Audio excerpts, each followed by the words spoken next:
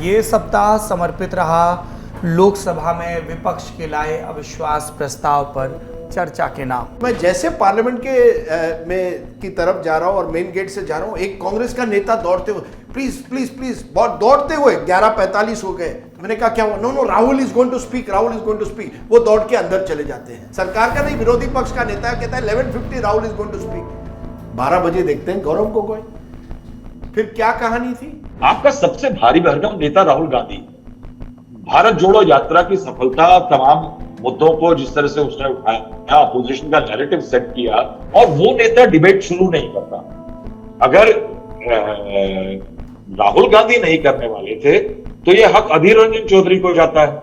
अब अधीर जी उठते हैं, बोलने लगते हैं। वो अपने 40 मिनट्स कंप्लीट भी नहीं कर पाते हैं और वो ऐसी, उन्होंने धृतराष्ट्र शब्द यूज कर दिया मोदी जी के बारे में, नीरव मोदी शब्द यूज कर दिया, फिर कहा नीरव का मतलब है साइलेंट। वो पहले जो एक वाद विवाद होता था, तर्क कुतर्क होता था पुराने टाइम में, वो किस चीज पे बॉयल डाउन कर गया, जो कि आजकल आप गली में लड़के मोहल्ले में बात करते हैं कि ठोक दिया पेल दिया। सोशल मीडिया के आने से हर व्यक्ति चाहता है वो मैं ठोक दूं, खुन्नस, पेल दूं, भड़ास दिखाऊं, वो वायरल हो जाएगा। ये एज है वायरल वीडियो का। जो सबसे ज्यादा वायरल लोग होते हैं, क्योंकि हम उसी में काम करते हैं, मनोज झा, सुधांशु त्रिवेदी, असदुद्दीन ओवैसी, ये लोग कभी भी ठोक दो पेल दो नहीं करते। 58 साल की उम्र में अगर मैं सिक्स पैक कर सकूं, शाहरुख खान का है, वो मेरे उम्र का है, एग्जैक्टली सेम ईयर 1965। मैं भी कोशिश करता हूं। क्यों, आपको कोई प्रॉब्लम है क्या? मुझे बिल्कुल प्रॉब्लम नहीं है। मैं ये कहना चाह रहा था कि मेरी तो अब पैकअप की उम्र हो गई है, तो मैं सिक्स पैक क्या बनाऊंगा। चुरा लिया है नहीं, फिर तो मैं दिल तो पागल है के गाने चुनूंगा। यही वो जगह है, यही वो फिजा है। अगर आपको पता चले कि नमस्कार, ये है लल्लन टॉप का वीकली पॉलिटिकल शो नेता नगरी, जिसमें हफ्ते भर की सियासी सुर्खियों पर विस्तार से चर्चा होती है। और ये सप्ताह समर्पित रहा लोकसभा में विपक्ष के लाए अविश्वास प्रस्ताव पर चर्चा के नाम। 8, 9 और 10 अगस्त को ये चर्चा हुई, जो जब समाप्त हुई तब तक विपक्ष वॉकआउट कर चुका था। ध्वनिमत से अविश्वास प्रस्ताव गिर चुका था। प्रधानमंत्री नरेंद्र मोदी आखिरी में अपना भाषण दे चुके थे, जिसमें विपक्ष के द्वारा लगाए गए आरोप और देश की जनता को अपनी चुनावी प्राथमिकताओं के आधार पर संबोधन दोनों ही शामिल थे। विद्वानों ने चर्चा की अलग अलग पक्ष और विपक्ष के सांसदों के भाषण की क्वालिटी पर, उसमें उठाए मुद्दों पर, पॉइंट बाय पॉइंट एक्यूजेशन और रिबटल पर। इन सब के बारे में हम विस्तार से बात करेंगे। हम ये जानने की कोशिश करेंगे हमारे नेताओं की नज़र में हमारी प्राथमिकताएं और हमारे मुद्दे क्या हैं, और हम और आप इसके बारे में क्या सोचते हैं। नेता नगरी के इस 201वें एपिसोड में हमारे साथ जुड़े हैं 3 मेहमान। एक एक करके आपका परिचय करवा देता हूं। इन दिनों एक विशिष्ट किस्म के डॉक्टर के साथ सत्संग कर रहे, ताकि महीने 2 महीने में सिक्स पैक आ जाएं, ऐसे फॉर्मूले के तहत राजदीप सरदेसाई, बहुत बहुत स्वागत है एक बार फिर से। नमस्कार। मैं किसी सत्संग में नहीं जा रहा। मेरा बेटा जो है वो ENT और फेशियल एस्थेटिक्स करता है, नई मशीन लेकर आया। महाराज, फेशियल में तोन की मशीन नहीं आती है। नहीं, बिल्कुल नई मशीन आई है, बिल्कुल फेस पर और टोन पर बिल्कुल कैसे फिट रहना है, सिक्स पैक हो या ना हो। ये क्लिपें घूमती हैं फिर, इसीलिए आपने सिक्स पैक। देखिए, एक ना एक दिन 58 साल की उम्र में अगर मैं सिक्स पैक कर सकूं, शाहरुख खान का है, वो मेरे उम्र का है, एग्जैक्टली सेम ईयर 1965। मैं भी कोशिश करता हूं। क्यों, आपको कोई प्रॉब्लम है क्या? मुझे बिल्कुल प्रॉब्लम नहीं है। स्वस्थ भारत, प्रधानमंत्री नरेंद्र मोदी का ये आह्वान है और मैं इस आह्वान से पूरी तरह सहमत हूँ। स्वस्थ रहना चाहिए पूरे देश को। आप भी सहमत हैं, स्वस्थ रहना चाहिए? बिल्कुल। मैं I like that fit India. देखिए, मैं हमेशा समझता हूं कि fitness is the way, health is something you should always have in life. मैं जब मुंबई में रहता हूँ, मरीन ड्राइव पर चलता हूँ, दिल्ली में पार्क में चलता हूँ। पार्क का नाम नहीं लिया इन्होंने, लोधी पार्क कहना चाह रहे थे, जहां सारे महत्वपूर्ण लोग जाते हैं। बिल्कुल नहीं, मैं लोधी पार्क में नहीं, सिरी फोर्ट में पार्क में रहता हूँ, जहां ज्यादातर लोग मध्यम वर्गीय होते हैं। क्योंकि मेरे मध्यम वर्गीय कमेंट पर मैं देख रहा हूं बहुत लोगों को गुस्सा आया है, तो मैं कहना चाहता हूं मध्यम वर्गीय होते हैं और मध्यम वर्गीय होते हैं। चलिए ये शिकवे शिकायतों और सलाहों का दौर चलता चलेगा। हमारे साथ दूसरे मेहमान इंडिया टुडे के national affairs editor Rahul Srivastava ji, बहुत बहुत स्वागत है आपका। नमस्कार सौरभ जी। दर्शकों को सूचित कर दिया जाए, राहुल जी पिछले 3 दिनों से बोर्ड का इम्तिहान लिख रहे हैं। जहां दफ्तर में जिस कोने में आप इनको देखिए, ये कैंटीन में किसी मेज कुर्सी पे बैठे होंगे तो ईयरफोन लगा के नोट्स लेने में लगे हुए हैं। और एक पत्रकार के तौर पे हम सब लोगों के लिए बहुत सीखने की ज़रूरत है कि स्वाध्याय कितना महत्वपूर्ण है राजनीतिक विषयों पर टीका टिप्पणी से पहले। राहुल जी बहुत बहुत स्वागत है मैं एक बात कह सकता हूँ जी। अरे सर, आपका शो है, आप ही कहेंगे। नहीं, मैं ये कहना चाह रहा था कि मेरी तो अब पैकअप की उम्र हो गई है, तो मैं 6 पैक क्या बनाऊंगा। यार ये आप लोगों की मोहब्बत के फसाने ना लोक गायक घूम घूम के कहा करेंगे, गांव में, कस्बों में। नहीं, मैं आपको सच्चाई बताऊं, संसद के बाहर 3 विंडो करिए, 3 विंडो करिए। एक में ये दोनों जो बेस्ट फ्रेंड हैं इनको दिखाया जाए। नहीं, कल ही की बात है।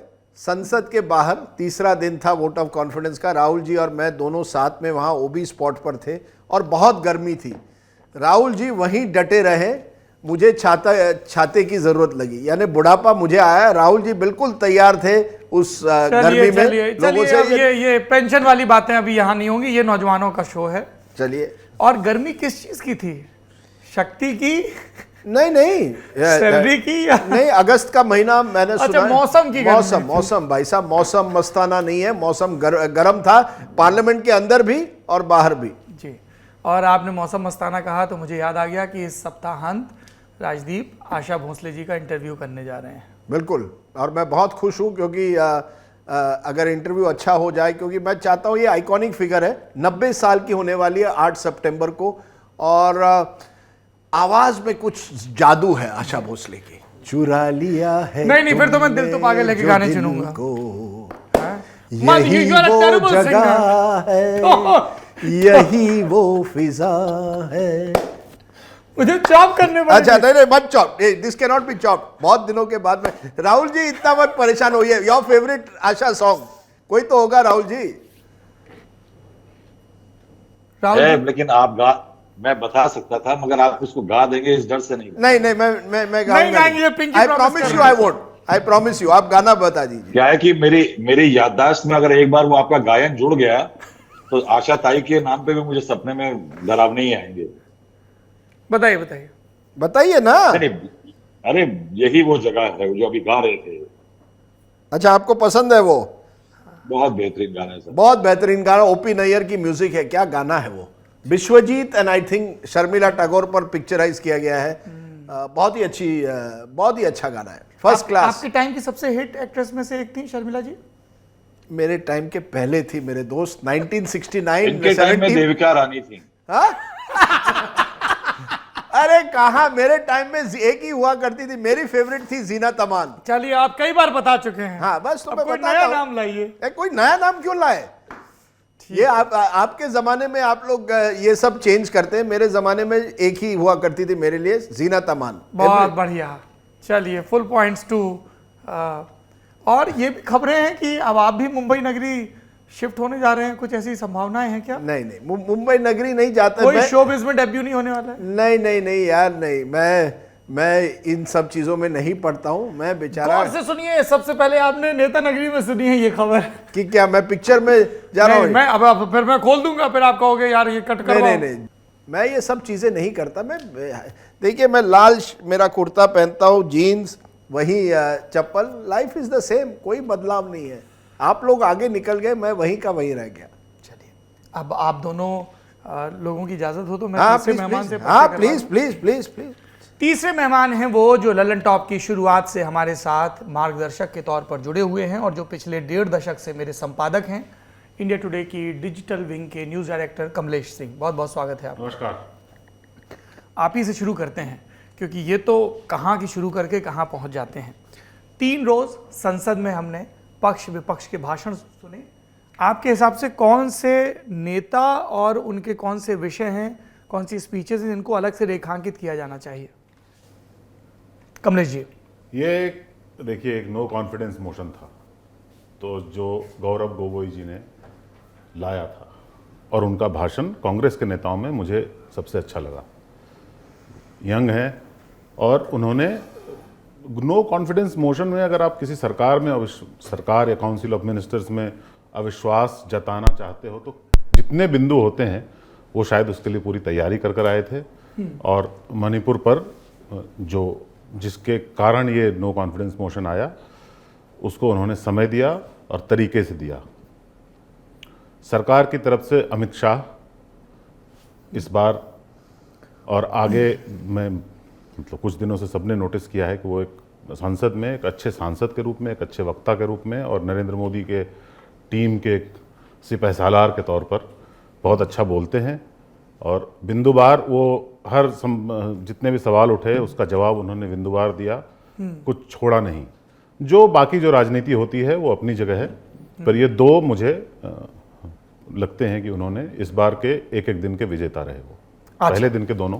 जी चलिए इसी से बात को आगे बढ़ाते हैं। कांग्रेस की तरफ से गौरव गोगोई का भाषण सबसे ज्यादा सारगर्भित लगा पॉलिटिकल ऑब्जर्वर्स को और बीजेपी की तरफ से अमित शाह का, और मैं इन दोनों से इत्तेफाक रखता हूं और मैं इसी पर राय जानना चाहूंगा राजदीप जी और राहुल जी आपकी। Rajdeep will start with you.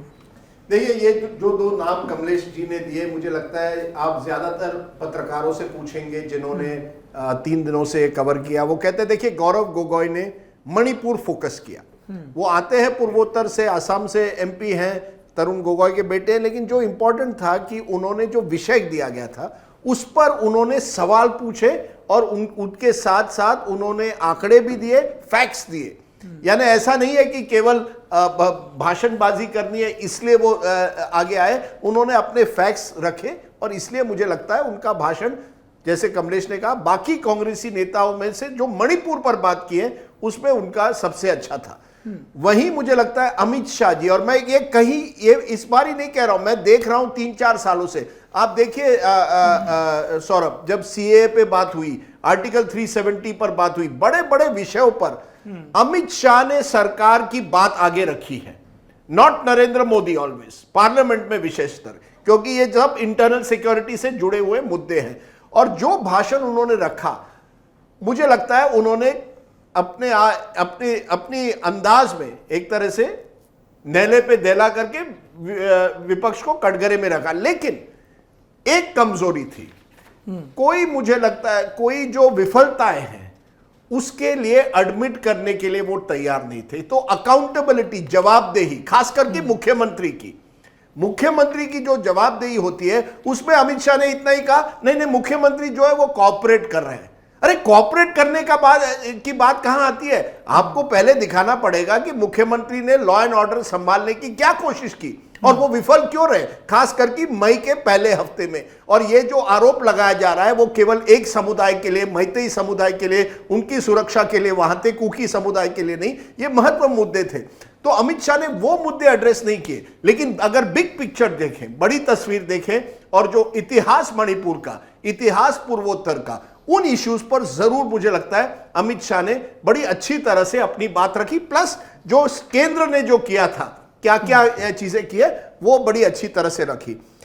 2-3 और वक्ता थे जो मुझे, वील कम टू दैट। अच्छा, ये दो मुझे लगता है I would agree with Kamlesh, Amit Shah और ये बताओ, जैसे राहुल श्रीवास्तव बड़ी पढ़ाई करके आते हैं, अमित शाह और कई ब्यूरोक्रेट्स ने कहा है बहुत पढ़ाई करते हैं। आप देखेंगे उन्होंने अपने जो हर पेज पर एक नंबर फ्लैग ऑफ किया था, रेड मार्क किया था, क्या कहना है। यानी जब भी आप उनको देखेंगे, he always has a paper in hand. Modi ji बहुत कम रखते हैं paper. Modi ji is a natural speaker. Digital India, paperless नहीं, पेपरलेस क्यों? वो जो पुराने जमाने के लोग हैं वो पॉइंटर्स रखते हैं ना। हम, अगर आप किसी बुक को रिव्यू कर रहे हैं, आप अपने किताब वाला प्रोग्राम में आप मार्कर करते हैं, अमित शाह उसी तरह से मार्क करते हैं। उन्होंने पढ़ाई करके ये अपना भाषण रखा। बड़ी इंटरेस्टिंग फैक्ट है, लाल बहादुर शास्त्री का भाषण 2 घंटे 6 मिनट का, मुझे लगता है, या 2 घंटे 12 मिनट का सबसे लंबा भाषण था ऑफ अ प्रधानमंत्री, वोट ऑफ नो कॉन्फिडेंस 1965। उसके बाद अमित शाह का भाषण जो होता है 2 घंटे, मुझे लगता है 14 या 15 minute, becomes the new record.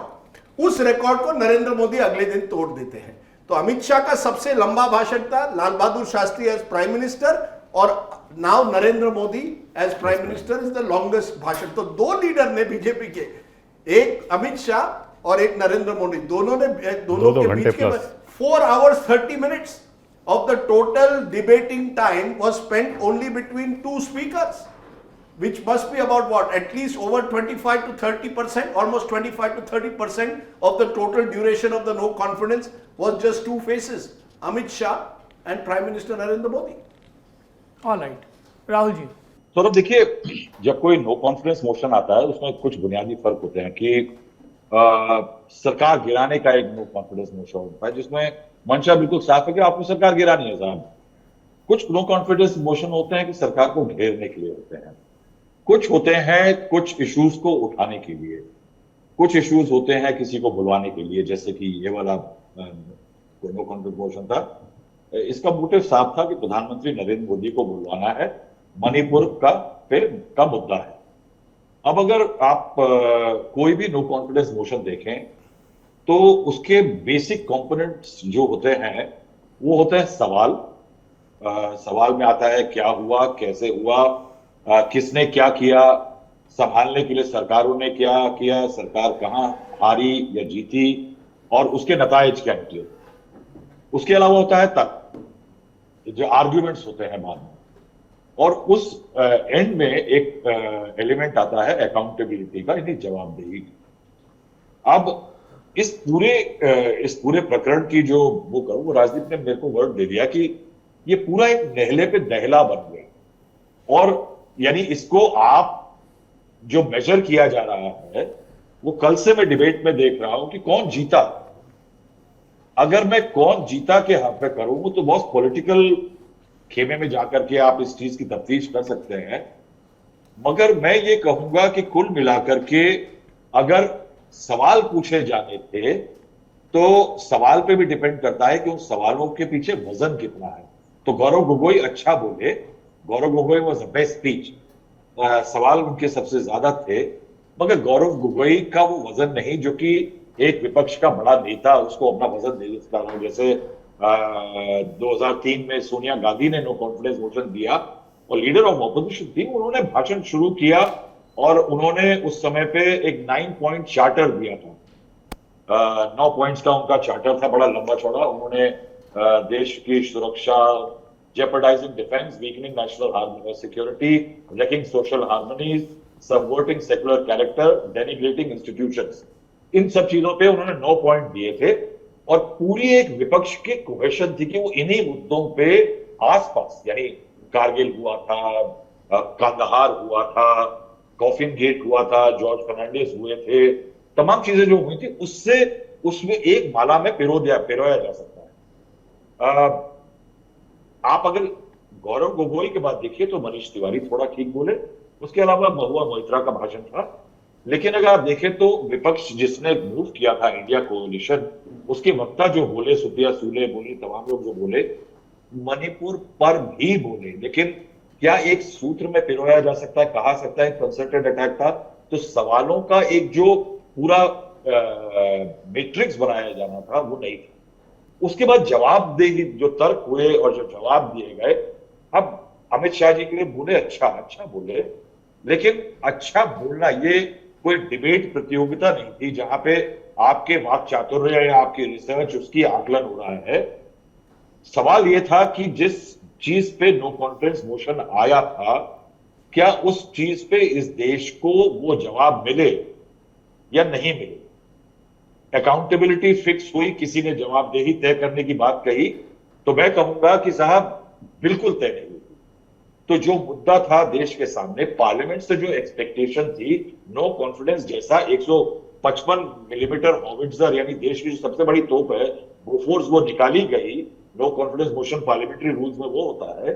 तो उसके निकालने के बाद क्या किया आपने? क्या उससे आपने झिंगुर मारना था?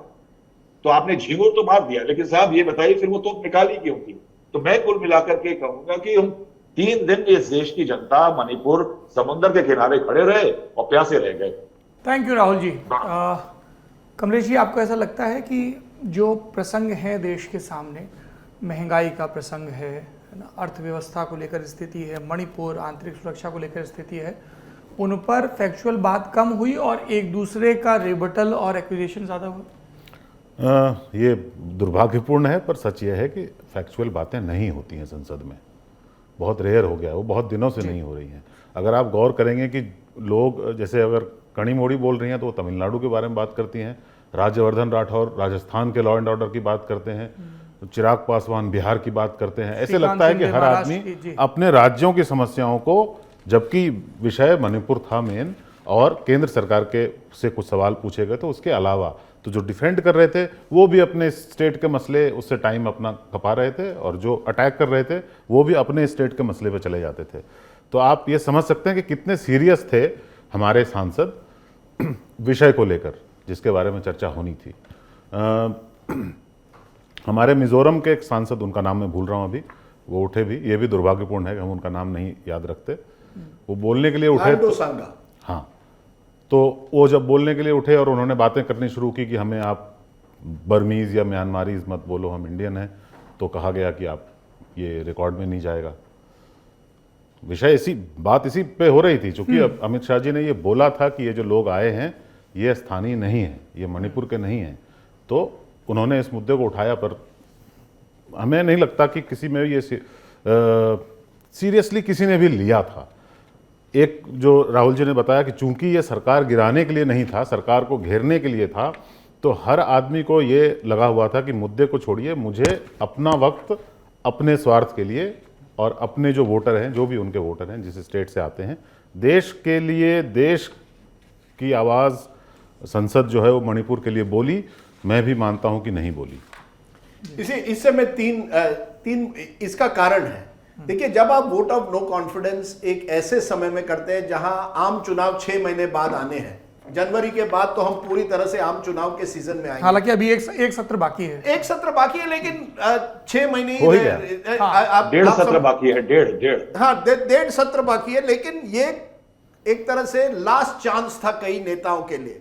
एक नेता ने मुझे कहा, ये मेरा लास्ट चांस है, मैं 2 साल से इंतजार कर रहा हूं पार्लियामेंट में बोलने के लिए, मुझे पहली बार मौका मिल रहा है पार्लियामेंट में बोलने के लिए। उन्होंने अपने पार्टी लीडर को कहा, नहीं आज मुझे बोलना ही है, क्योंकि उनको 2 साल से बोलने का मौका नहीं मिला है। कौन थे? नहीं, अब वो उनका नाम मैं नहीं लूंगा। उन्होंने तो समझ में कैसे आएगा? नहीं, ये ऐसे वो एक संकेत कर दीजिए। नहीं, एक महाराष्ट्र की पार्टी का एक नेता है, महाराष्ट्र के एक पार्टी के नेता ने मुझे कहा कि मैं 2 साल से पार्लियामेंट में बोलना चाहता हूं, मुझे मौका नहीं मिला है, आज मुझे मौका है बोलने के लिए। राजदीप जी श्रीकांत शिंदे का जिक्र कर रहे हैं। जो भी है, आप अभी उसका मैं उस पर कंफर्म, राहुल शेवाले भी हो सकते हैं। राहुल शेवाले भी हो सकते हैं। बिल्कुल वेल सेड राहुल जी, आपके राहुल शेवाले भी उसी पार्टी के। बहुत जल्दी से ध्यान भटकाया इन्होंने, ऑब्वियस सस्पेक्ट। तो क्या है कि क्योंकि आपके चुनाव आ रहे हैं 6 या 8 महीने में, मणिपुर पर नो कॉन्फिडेंस मोशन वहीं से शुरू हुआ, लेकिन हर व्यक्ति देख रहा था कि मैं अपने वोटर को किस तरह से मेरे पेज में, मेरे पेपर में, मेरे राज्य के पेपर में, मेरे प्रांत के पेपर में मेरी खबर कैसे छपेगी। वो तभी छपेगी मैं उस प्रांत या उस राज्य के बारे में बात करूं, विच इज फाइन। मतलब देखिए, पॉलिटिकली आप अपनी कॉन्स्टिट्यूंसी को एड्रेस करते हो, विश्वास प्रस्ताव पर आपको पता है कि सबकी नजर स्क्रीन पर है, सदन पर है, पर आप जो बात कर रहे हो उसमें वाक चातुर्य कितना है और मुद्दों पर ठोस दलीलें कितनी हैं, सवाल पूछने और जवाब देने के क्रम में प्रश्न ये है। बिल्कुल, लेकिन महाराष्ट्र का जो सांसद है या तमिलनाडु का है या केरल का है, उसकी नजर मणिपुर पर नहीं थी, और ये पूरे नो कॉन्फिडेंस मोशन में इसलिए फोकस नहीं था। अगर आप देखिए, हर वक्ता जो था, सरकारी भी कई मंत्री हो या अपनी बात रख रहे थे, मणिपुर की बात नहीं। एक नंबर 2, जिस तरह की मेजॉरिटी सरकार है उसमें जब वोट ऑफ नो कॉन्फिडेंस आता है, एक तो बात जैसे राहुल जी ने कही, सरकार गिराने की बात नहीं है, सरकार को घेरने की बात है। इसमें यह हुआ है कि अगर आप आज की लोकसभा देखें सौरभ, वक्ता, मंत्री, नंबर, संख्या सब बीजेपी और ट्रेजरी बेंचेस में है। दूसरी तरफ आप देखें, कांग्रेस के जो है बहुत कम एमपीस हैं, उसमें से जो ज्यादा अच्छे वक्ता है वो ज्यादातर राज्यसभा में है। चिदम्बरम जी लीजिए, जयराम रमेश जी लीजिए, जो अच्छे वक्ता होते हैं वो राज्यसभा में। आप अपने दोस्त अधीर रंजन चौधरी को अच्छा वक्ता नहीं मानते हैं? मैं आपको अब स्टोरी बताता हूं, बताइए। शशि थरूर भी, हाँ नहीं, शशि थरूर को तो मौका नहीं मिला। मैंने शशि थरूर को लगातार SMS किया, आप बोलने वाले हैं, I have not been told so far, मुझे अभी तक ऐसी वन कोई of their best speaker in Lok Sabha. हाँ, पर उनको दिल्ली सर्विसेज बिल पर बोलने को कहा गया, वोट ऑफ नो कॉन्फिडेंस पर बोलने को नहीं कहा गया। अब कांग्रेस की बड़ी इंटरेस्टिंग बात है, कांग्रेस के 4 लोगों को, पहली लिस्ट जब कांग्रेस की जारी हुई, 4 लोगों को कहा गया। एक थे गौरव गोगोई जो लीड करने वाले थे, दूसरे थे मनीष तिवारी जो अच्छा बोले चीन पर, खास करके उन्होंने बड़े सवाल उठाए जिसका किसी ने सही जवाब ट्रेजरी बेंचेस से नहीं दिया। तीसरे थे राहुल गांधी खुद जो अपना कमबैक एक तरह से कर रहे थे, और चौथे थे छत्तीसगढ़ के जो सांसद है दीपक बैज। ये 4 लोगों का नाम पहले दिया गया था, जो वहां के अभी प्रदेश अध्यक्ष भी बनाए गए प्रदेश हैं अध्यक्ष बन गए, और छत्तीसगढ़ में चुनाव होने जा रहे जी। हैं। तो पहले और दूसरे दिन में ये 4 लोग कांग्रेस के वक्ता थे। अब प्रॉब्लम हो गया, तीसरा दिन आ गया, और तीसरे दिन पे बीजेपी अपनी तोफ ले आई थी। नरेंद्र मोदी जी तो फाइनल ब्रिगेडियर या जनरल की तरह, फील्ड मार्शल कहिए, वो आने वाले थे, पर उनके पहले भी निर्मला सीतारमण का नंबर था, राज्यवर्धन राठौड़ था, ज्योतिरादित्य सिंधिया थे। तो कई लोग बीजेपी से, 15 बीजेपी के स्पीकर थे, और लास्ट दिन पर भी 4-5 थे। अब सवाल उठा कि अधीर रंजन चौधरी का क्या। अब अमित शाह ने उनके भाषण में कहा था, अधीर जी आप तो लीडर लोकसभा है, नो कॉन्फिडेंस मोशन है, लेकिन आपका नाम तो है नहीं। और उन्होंने एक तरह से कहा, अधीर जी आपको तो बोलने की भी अच्छा, तो आपकी एक और दोस्त है ममता बनर्जी, उन्होंने मना किया था क्या अधीर को ज्यादा फुटेज नहीं देनी, पंचायत चुनाव में बहुत दे दी थी। देखिए, ये ममता ने कहा या किसी, मुझे नहीं लगता ऐसी कोई बात है, ये कांग्रेस की लिस्ट आई थी। अब ममता ने उनको कहा, कांग्रेस कुड हैव सेड नहीं, अधीर तो हमारे लीडर लोकसभा है, वो बोलेंगे। लेकिन तीसरे दिन होते होते अधीर चौधरी को बीजेपी, ये प्रहलाद जोशी जो पार्लियामेंट्री अफेयर्स मिनिस्टर है, उनका कहना है, हमने हमारे टाइम से कहा, हमारा जो टाइम अलॉट है बीजेपी का, उसमें से आप 40 मिनट ले लीजिए, चलिए आप बोल ही लीजिए। अमित शाह ने भी ये ऑफर दिया था। तो अमित शाह मतलब दे वर सो श्योर कि अधीर रंजन चौधरी बोलेंगे तो सेल्फ गोल करेंगे। और ये मुझे देखिए, इतना तो था कि वो तैयार हो गए, अपना जो बहुत कम होता है कि अपने टाइम से, अलॉटेड टाइम से, चलिए अधीर जी आप बोल लीजिए। अब अधीर जी उठते हैं, बोलने लगते हैं, वो अपने 40 मिनट्स कंप्लीट भी नहीं कर पाते हैं, और वो ऐसी, उन्होंने धृतराष्ट्र शब्द यूज कर दिया मोदी जी के बारे में, नीरव मोदी शब्द यूज कर दिया, फिर कहा नीरव का मतलब है साइलेंट। मैं नीरव का मतलब कुछ अरब था, मैं उस नीरव मोदी के बारे में बात नहीं कर रहा था। देखिए, अधीर रंजन चौधरी बहुत, यार मैं एक स्टोरी आपको बताता, Adhir Ranjan Chowdhury is a very good, very strong MP, अपने जगह में सांसद बहुत मजबूत है। पहली बार जब वो लोकसभा के लीडर बने, वो मोदी जी के एक फंक्शन में मिले, जहां उनको इनवाइट किया गया था, जहां सब पार्टी दल के नेता थे।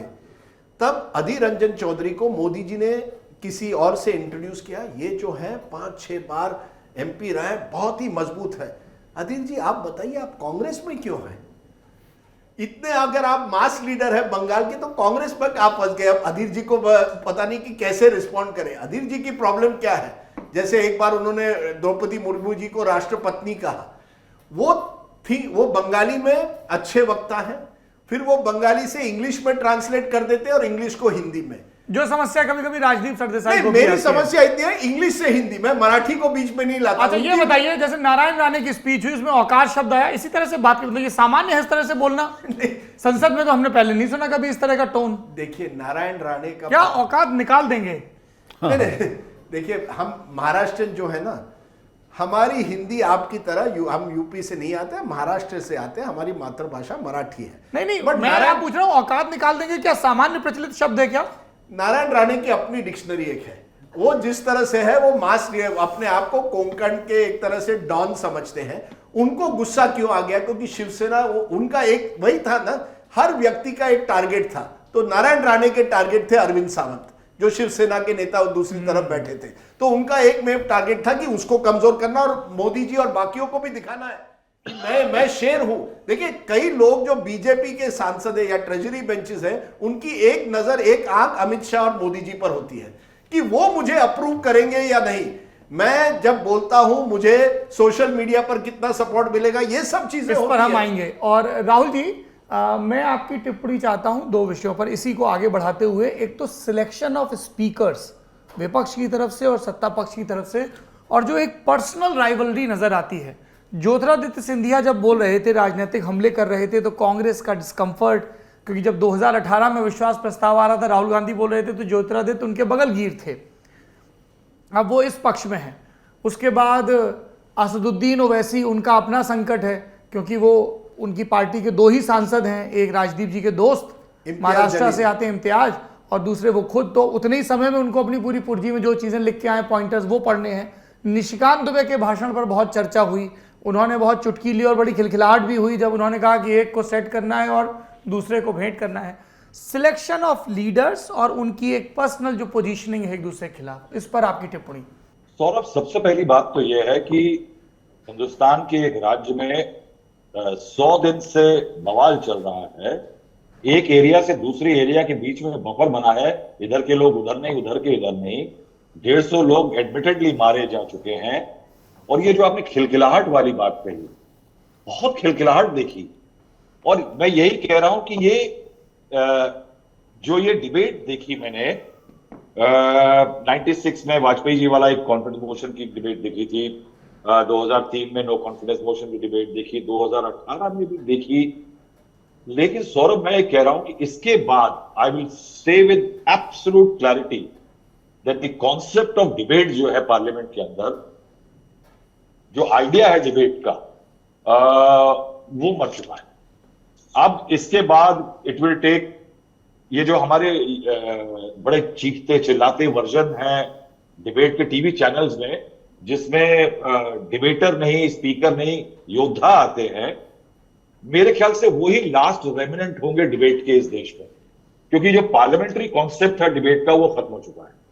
क्योंकि अगर आप खिलखिला सकते हैं तमाम मुद्दों पे, आज फ्लाइंग किसेस पे कंप्लेंट कर सकते हैं, और आप जिन मुद्दे पे बात करना शुरू करते हैं उसके बिना बात करते हैं, so then the story is over. तो पहला तो पॉइंट यह है कि ये खिलखिलाहट बहुत बेवजह थी और बहुत नागवारा थी।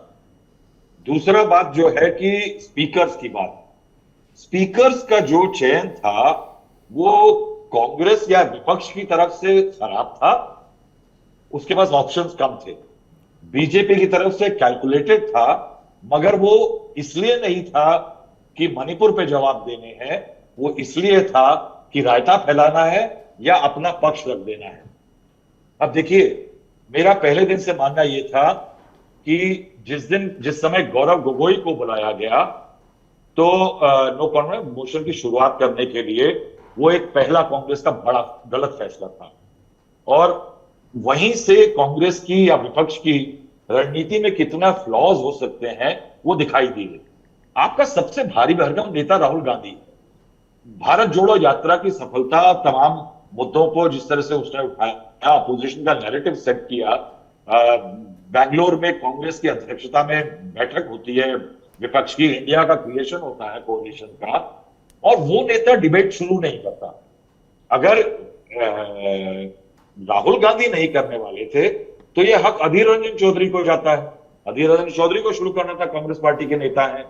नहीं तो अगर आप देखें तो क्लियरली जो दबदबा है, पॉलिटिकल वेट है, अगस्त 18 2003 में सोनिया गांधी ने शुरू किया था।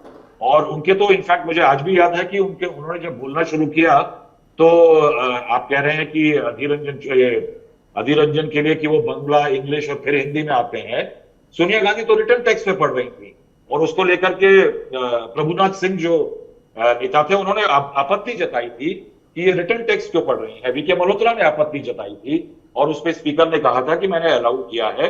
और इनफैक्ट इस बार जो हुआ कि जब डिबेट शुरू हुई तो क्वेश्चन आवर में हल्ला करके उसको बिता दिया गया। उस समय तो करीब 140 सवाल भी उस दिन लिए गए थे, 2 दिनों में 170 और questions were taken that day, question hour हुआ था 12। तो राहुल गांधी नहीं बोले, और ये जो पॉइंट सारे सवाल उठाए गए थे गौरव गोगोई द्वारा, वो राहुल गांधी द्वारा उठाए जाते थे। क्या है कि संख्या बहुत भारी है सरकार की, सरकार के पास बहुत भारी भरकम नेता है। The Congress and the opposition had to make the best of it, उसका सबसे ज्यादा फायदा उठाना था।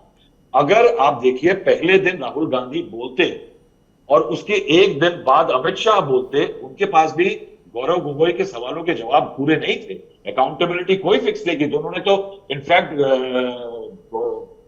मुख्यमंत्री बीरेन जी को क्लीन चिट दे दी कि वो कोऑपरेट कर रहे हैं। उन्होंने यहां तक कह दिया कि 356 तब लगता है या प्रेसिडेंट रूल तब लगता है जब कोई चीफ मिनिस्टर कोऑपरेट नहीं करता, जबकि 356 तब लगता है जब, जो कि कॉन्स्टिट्यूशन में साफ कहता है, when the state is not able to deliver on governance, यानी सरकार की असफलताओं के समय में लगता है।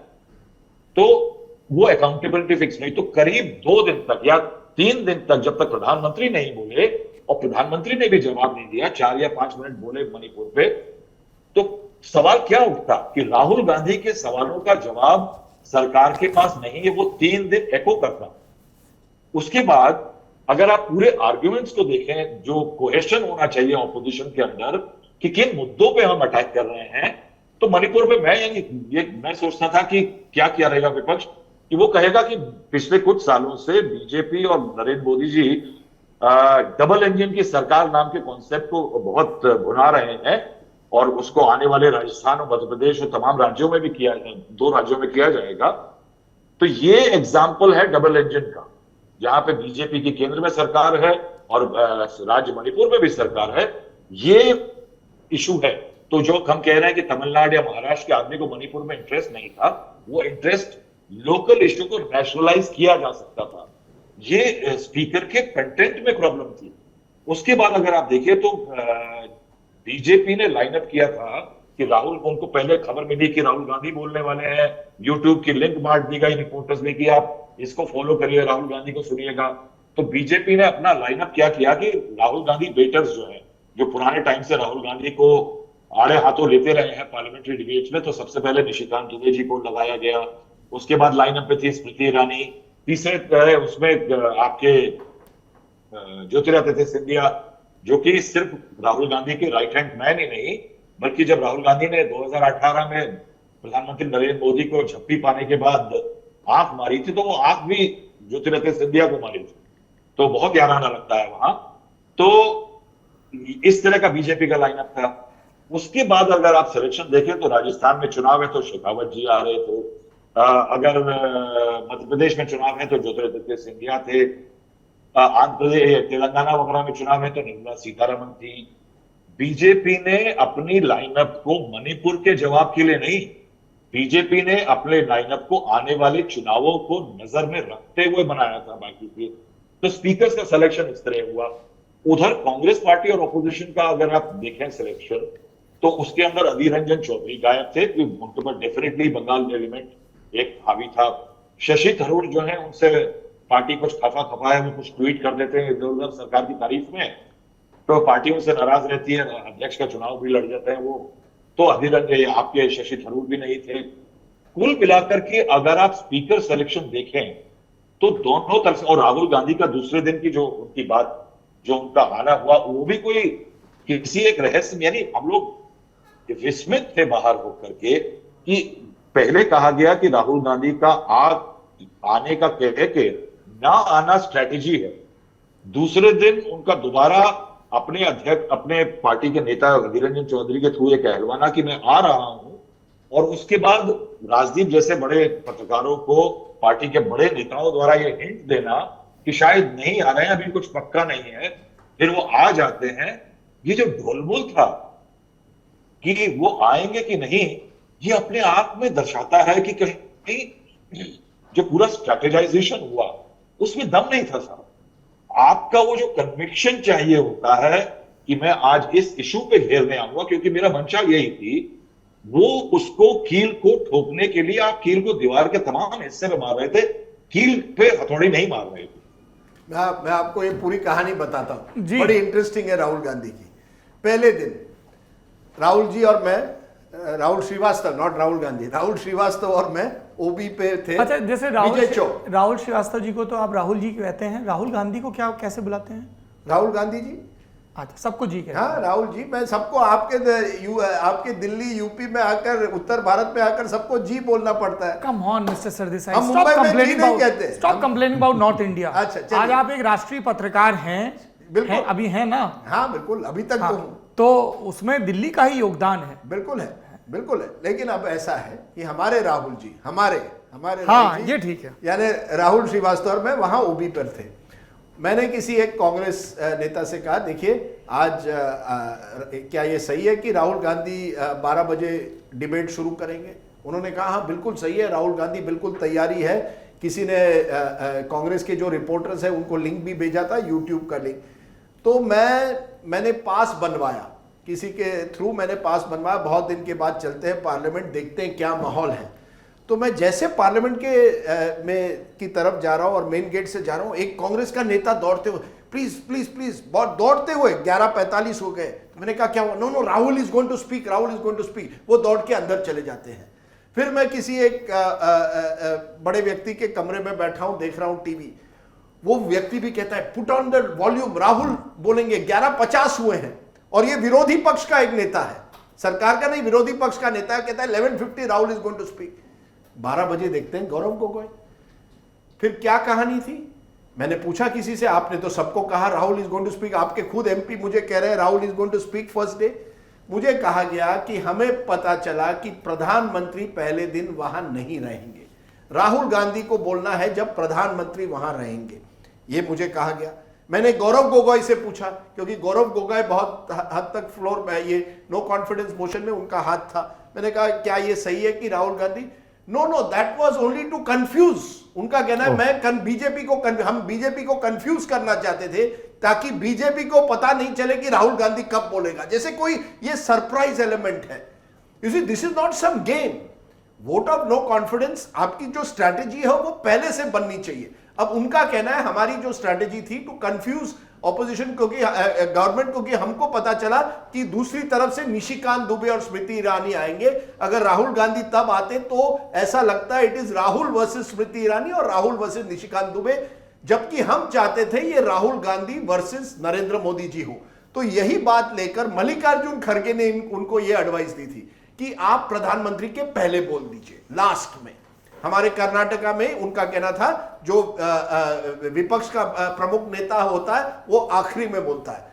तो अब कांग्रेस में दो तरफ की बातें आ रही थी, एक कह रहे थे पहले बोलना चाहिए था, दूसरे कह रहे थे आखिरी बोलना चाहिए था। तो ये पहले दिन हुआ। अब दूसरे दिन की मजा देखिए। दूसरे दिन फिर हमें कहा, मैंने फिर एक एसएमएस किसी को कर दिया 9, साढ़े 9 बजे, is Rahul Gandhi speaking today? हाँ यस, 12 बजे boss, Rahul Gandhi is going to speak. सब क्वेश्चन आप देख लीजिएगा, जितने भी सवाल हैं वो जितने भी सवाल हमारे पास है वो रखेंगे पार्लियामेंट पर। मैंने कहा ठीक है। 11 बजे उसी व्यक्ति का फोन आता है, राहुल गांधी को राजस्थान जाना है 3 बजे, मुझे लगता है आज बहुत कठिन है, अब हम सोच रहे हैं तीसरे दिन ही हम राहुल गांधी बोलेंगे। तो मैंने कहा ठीक है। मैंने राहुल जी और प्रीति चौधरी के साथ प्रोग्राम करता था, उसमें भी कह दिया कि अब मुश्किल लगता है राहुल गांधी नहीं बोलेंगे। 11:30 पौने 12 बजे वही मंत्री जो पहले दिन दौड़ रहा था मुझे करता है, I am now hearing 2 views. मंत्री नहीं, पूर्व मंत्री। सर पूर्व मंत्री, 2014 के बाद मंत्री नहीं बने हैं। पूर्व मंत्री मेरे दोस्त, अब तुम मुझे ट्रोल करने की कोशिश कर मैं रहे हो। एक second I am correcting your facts. Facts. अभी हम संसद में इसी बात को लेकर कंप्लेन कर रहे थे। पूर्व मंत्री और आप इन ट्रोलर्स की चिंता मत करिए, आप फैक्चुअल। 11:30 बजे वही जो पहले दिन दौड़कर जा रहा था वो मुझे कह रहा था, now there are 2 views with in the party whether Rahul should speak or not. Problem क्या हुआ है ये, और अंत में तो बोले 12 बजे, और उस दिन अमित शाह भी बोल गए शाम को, तो headlines were divided between Rahul Gandhi and Amit Shah. वो तो ठीक है, वो तो होना ही था। लेकिन सवाल ये उठता है कि कांग्रेस की स्ट्रैटेजी एक तरह से आप कह सकते हैं राहुल सेंट्रिक है। हर चीज पर नजर रखते कि राहुल गांधी क्या चाहेंगे, उसके बाद बाकी स्ट्रैटेजी बनती है। जहां मुझे लगता है कि स्ट्रैटेजी यह बननी चाहिए कि आप किस तरह से पूरी टीम तैयार करके आगे जाएंगे। देखिए, मुझे यह भी कहा गया कि राहुल जी या राहुल गांधी जी के कुछ करीबी यह कह रहे थे कि this is a motion which has been moved by Gaurav Gogoi 1 week ago, 1 हफ्ते पहले। उसके बाद राहुल गांधी की जो डिस्क्वालिफिकेशन है उस पर जो रोक है वो सुप्रीम कोर्ट ने लगाई। राहुल गांधी नहीं चाहते थे कि जिस व्यक्ति ने नो कॉन्फिडेंस मोशन मूव किया है उसको किनारे करके वो खुद आ जाए। Gaurav Gogoi is from north east, वो चेहरा है नॉर्थ ईस्ट के हमारे लिए, वो हमारे डेप्यूटी चीफ विप है, हम उन्हीं के जरिए ये मामला आगे उठाएंगे। अब यही सवाल उठता है कि we get so many conflicting versions from Congress because Congress party itself is not sure sometimes कि left hand is not sure कि राइट हैंड क्या कर रहा है।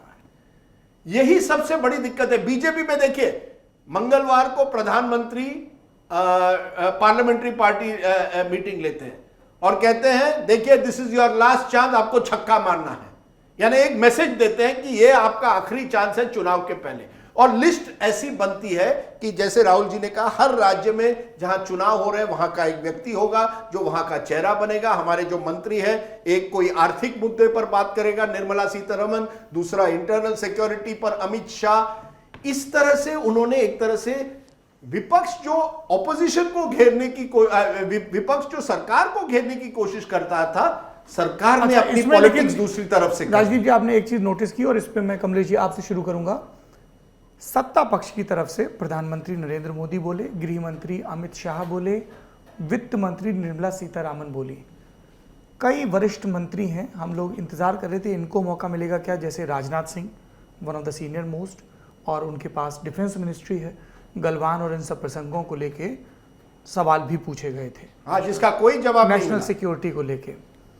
बालासोर की घटना हुई, वंदे भारत का लगातार इनॉग्रेशन हो रहा है, तो समझ में आ रहा है कि रेलवे इस सरकार की टॉप प्रायोरिटीज में से एक है और उनके लिए एक इमोशनल इशू भी रहा है 2014 ऑनवर्ड्स कि साहब हमने रेलवे स्टेशन पर चाय बेची। तो मैं रेलवे वालों का दुख समझता हूं, रेलवे में सफर करने वालों का भी।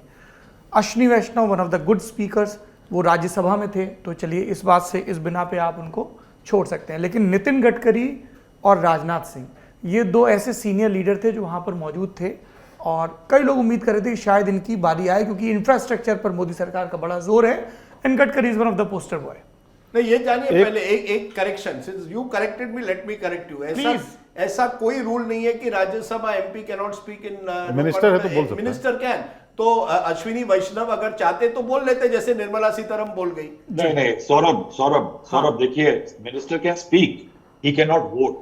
Yes, that's okay, but he can speak, can not vote. लेकिन उसमें ये पॉइंट था कि अब मैंने जो कहा कि वो लिस्ट इसलिए बनी थी कि कान से राज्य में चुनाव होने वाला है। उड़ीसा में चुनाव नहीं है, महाराष्ट्र में चुनाव नहीं है, उत्तर प्रदेश में चुनाव नहीं है। वो चुनाव को नजर में रख करके लिस्ट बनी थी। एक थी राहुल वेटर लिस्ट और एक थी कमिंग पोल्स लिस्ट। उसके अलावा कोई बहुत ज्यादा मंशा नहीं। ऐसा है, बीजेपी की लिस्ट जो थी was general election 2024 focused, Congress list was Rahul Gandhi के केंद्रित लिस्ट बन गई। और इसके बाद हम इस पर भी बात करेंगे कि कांग्रेस के अलावा भी विपक्ष है। बिल्कुल, बिल्कुल। तो महुआ मोइत्रा भी बोली हैं और भी दूसरे नेता बोले हैं, ओवैसी का हमने जिक्र किया। उसके अलावा जो दूसरी पार्टियां हैं, समाजवादी पार्टी और दूसरे जो विरोधी दल हैं, उनके नेताओं की बात करेंगे। कमलेश जी, एक और मिनिस्टर बोली थी, स्मृति ईरानी, वो बोली थी। पर क्या हुआ कि मुझे लगता है कि मामला बहुत व्यक्तिगत है। एक नरेंद्र मोदी और कांग्रेस का एक व्यक्तिगत सा झगड़ा भी रहा है जब वो मुख्यमंत्री थे तब से, और जब अमित शाह वहां पे गृह मंत्री हुआ करते थे या मंत्री हुआ करते थे तब से। इसलिए आपने ये देखा होगा कि सब कुछ हम ये मानते हैं कि विपक्ष ने नरेंद्र मोदी को टारगेट किया इस बार। पॉलिसीज और जिन मुद्दों पे टारगेट करना चाहिए किसी गवर्नमेंट को, उसको साइड करके नरेंद्र मोदी को सीधा सीधा टारगेट किया। यहाँ बीजेपी की तरफ से सीधा सीधा गांधी परिवार को, स्पेसिफिकली राहुल गांधी को टारगेट किया। स्मृति ईरानी तो राहुल गांधी विभाग की मंत्री ही हैं, वो सिर्फ एक व्यक्ति को टारगेट करने के लिए खड़ी होती हैं। उनका पूरा आक्रमण राहुल गांधी पर रहा। मोदी जी के पूरे भाषण में, मतलब मणिपुर आते, जब तक मणिपुर नहीं आया तब तक वो नेहरू से शुरू होकर राहुल गांधी तक आए। पूरा का पूरा एक उनके, बेसिकली ये दोनों नरेंद्र मोदी का परिवार नहीं, नरेंद्र मोदी और गांधी परिवार के बीच की लड़ाई की तरह उभर कर आया। निशिकांत दुबे भी राहुल गांधी को व्यक्तिगत रूप से टारगेट करने के दोनों तरफ से आप कह रहे हैं कि जो, और उनका, लेकिन उनका आर्गुमेंट ये है कि ये इन्हीं पर्सनैलिटी कल्ट के इर्द गिर्द वो अपनी चुनावी अपील भी बिल्ड करते हैं, राहुल गांधी और नरेंद्र मोदी। ये दुर्भाग्यपूर्ण है या सौभाग्यपूर्ण है देश के लिए कि चुनाव अब पर्सनालिटीज के अराउंड हो गया है जी। और पर्सनालिटीज के इस कॉन्टेस्ट में जो इंडिया ब्लॉक है, जो जिसमें राहुल गांधी आते हैं, जो लीड करते हैं, उसमें नरेंद्र मोदी के मुकाबले कोई पर्सनालिटी नहीं है और लड़ाई पूरी की पूरी पर्सनालिटी की। And you think BJP wants to position it like this कि नरेंद्र मोदी वर्सेस राहुल गांधी, या उन्होंने कहा कि ये ऐसी बारात है जिसमें दूल्हा बनने के लिए होड़ है? हाँ, पर वो मानते हैं कि राहुल गांधी दूल्हा है। पर बाकी सब तो नहीं मानेंगे ना। वो सभी को मानना पड़ेगा। मुझे मतलब ये तो अभी 2-3 महीने 4 महीने के बाद पता चलेगा, अभी हम नहीं जान सकते इसको। ये विधानसभा चुनाव के नतीजे आने के बाद कुछ राज्य हाँ हाँ, वो तब जनवरी settle तक होगा। पता चलेगा। पर हमको इस बात का हमेशा ख्याल रखना चाहिए कि अगर मामला व्यक्तिगत होता है तो नरेंद्र मोदी का पलड़ा भारी हो जाता है, इसलिए बीजेपी चाहेगी कि मामला व्यक्तिगत ही रहे। 2 पॉइंट्स, बहुत बड़ी पॉइंट कमलेश जी ने कही। देखिए ये जो वोट ऑफ नो कॉन्फिडेंस है ना, ये इस बार तो सही पर्सनालिटी कॉन्टेस्ट की तरफ बन गया था, क्योंकि हम भी मीडिया वाले, हम कांग्रेस को पर सवाल उठा रहे, लेकिन हमारी तरफ से देखिए हम भी ऑब्सेस थे कि राहुल गांधी कब बोलेंगे और मोदी जी कब बोलेंगे। कुछ हद तक कुछ लोग पूछ रहे थे अमित शाह कब बोलेंगे। बाकी जैसे आपने कहा कई स्पीकर्स थे, महुआ मोइत्रा, भाई बड़ी इंटरेस्टिंग स्टोरी है महुआ मोइत्रा की। टीएमसी के 2 स्पीकर नियुक्त हुए थे, सौगतो रॉय और काकोली घोष दस्तीदार। लास्ट डे पे यह कहा गया कि थोड़ा और समय है, आप एक तीसरे वक्ता को रख सकते हैं। ममता बनर्जी ने कहा महुआ मोइत्रा को, चलिए आप अब बोल सकती हैं। She wasn't their first choice. She wasn't first choice, क्योंकि यह कहा जा रहा था कि बाकी नेता जो है सीनियर है दोनों, ये दो महुआ से, उनको मौका नहीं मिलता है। देखिए पार्टी भी देखिए ना किस तरह से चलती है। जैसे आपके टीम में होगा कोई रिपोर्टर, हमेशा आप एक रिपोर्टर को असाइनमेंट पे भेजते हैं, बाकी रिपोर्टर कहेंगे यार मेरा नंबर कब आएगा। कुछ सीनियर भी है, तो ये सब पॉलिटिक्स पे भी होता है। लेकिन जैसे मैंने कहा ना, बीजेपी में तय है, मोदी जी पर हमारा अटेंशन है, he is our vote catcher. 2024 चुनाव में हमें वही करना है जो 2019 में मोदी वर्सेस हु, दूसरी तरफ से कौन है। अब विपक्ष की दुविधा क्या है कि इस तरह के वोट ऑफ नो कॉन्फिडेंस में आप राहुल गांधी को आगे करते हैं। Rahul Gandhi strength is not parliament. आपने देखा होगा उसने राहुल गांधी ने पिछले लोकसभा में 16वीं लोकसभा में he did not ask a single question in question hour. पूरे क्वेश्चन आवर में एक क्वेश्चन नहीं हुआ। वोट ऑफ कॉन्फिडेंस में वगैरह उसने भाग लिया, लेकिन not in question hour. His parliamentary attendance is much lower, as is Modi और राहुल गांधी की दोनों की parliamentary attendance much lower than average MP. तो Rahul Gandhi is not an outstanding parliamentarian. Parliament properly. हाँ, लेकिन Rahul Gandhi I didn't get it. जी हाँ, राहुल जी क्या कह रहे हैं? मैं जानना चाह रहा हूं राजदीप ने क्या कहा, Rahul Gandhi and Modi ji both are below their average attendance of नहीं, मैं वैसे बता दूं कि मिनिस्टर्स की अटेंडेंस लगती नहीं है। That's right, but this is what I have gleaned from my friends in PRS, which takes looks at this. Their report suggests How many times they came? Yeah, how many times they came and sat in parliament. अब सवाल ये उठता है, Modi ji has his political power outside parliament. वो तो जनता के सामने मन की बात करके अपनी बात रख सकते हैं। He has that ability to do that. Rahul Gandhi की क्या दुविधा है, he is quite good in personal interactions. आप देखेंगे जो वीडियोस किए गए हैं, they seem to go viral, at least वो वायरलिटी एक आती है। लेकिन पार्लियामेंट में जब वो आते हैं, वो एक तरह say that is not his strength. और इस स्पीच में भी देखा होगा आपने, गुस्सा था लेकिन फोकस नहीं था, सवाल नहीं थे। अब आपने अपने अलायंस ने तय किया है कि ही इज आवर मैस्कॉट, ये हमारा चेहरा है, एंटी मोदी। ये तो मानना पड़ेगा, पिछले 1 साल में भारत जोड़ो यात्रा के बाद वो एक तरह से एंटी मोदी फोर्सेस के चेहरे बन गए हैं। बट ये आप कह रहे हैं, बाकी जो विपक्षी दल हैं इंडिया में वो इस पे राजी नहीं हुए अभी। नहीं, वो इसके बाद नहीं, आप सुनिए सौरभ जी, वो इस बात पर राजी नहीं हुए हैं कि वो प्राइम मिनिस्टरियल फेस बने। और वो भी जानते हैं कि अगर Modi ji versus Rahul Gandhi personality battle एक बार फिर हो जाए जैसे 2019 में, advantage Modi. Will he contest again from Amethi? क्या राहुल गांधी अमेठी चुनाव लड़ेंगे? मुझे लगता है इस पर बहुत बड़ा सवाल है। Unlikely from what I gather, may not happen, we don't know at the moment. क्या प्रियंका गांधी उत्तर प्रदेश से लोकसभा का चुनाव लड़ेंगी? लड़ सकती है, चर्चा है, रायबरेली से लड़ सकती है, ऐसी चर्चा है। पर मेरा यह कहना है, सोनिया जी आपके पड़ोस के राज्य कर्नाटका से राज्यसभा में आएंगी क्या? इसकी चर्चा तो जरूर है, पर आएंगी कि नहीं अभी तक इस पर अटकलें हैं। मेरा आपसे यह कहना है, 2019 के चुनाव में एक फैक्टर निकला, देयर इज मोदी ओनली, टीमो। अब ऑपोजिशन में क्या है, और महुआ मोइत्रा ने मेरे एक प्रोग्राम पर यह कहा, ABM, एनीवन बट मोदी। हाँ, उन्होंने संसद में भी कहा। तो आप देखिए, ये एक तरह से विपक्ष के पास इस समय कोई चेहरा नहीं है। लेकिन नो कॉन्फिडेंस मोशन, क्योंकि वो पर्सनालिटी कॉन्टेस्ट में ट्रांसलेट हो गया, आपको किसी को तो आगे रखना पड़ा। आप मुझे बचाइए, आप मुझे पूछ रहे थे बाकी के विपक्ष के नेता कहां थे। असदुद्दीन ओवैसी बोले, बहुत अच्छा बोले, लेकिन फ्रंट पेज तो नहीं मिला। महुआ मोइत्रा बोली, लेकिन फ्रंट पेज एक या दो पे इक्के दुक्के पेपर में होगा। टीआर बालू बोले, कनी मोड़ी बोली, शौकत रॉय बढ़िया बोले, शौकत रॉय बहुत ही बढ़िया बोले।